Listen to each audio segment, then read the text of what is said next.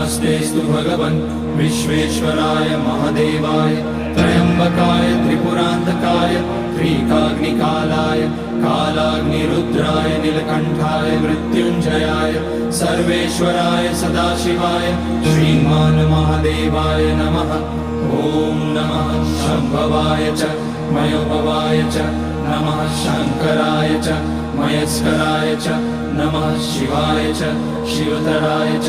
ॐ त्र्यम्बकं यजामहे सुगन्धिं पुष्टिवर्धनम् उर्वारुकमिव बन्धनान् मृत्योर्मुक्ष्यमामृतात्। नागेन्द्रहाराय त्रिलोचनाय भस्माकराय महेश्वराय नित्याय शुद्धाय दिगम्बराय तस्मै नकाराय नमः शिवाय।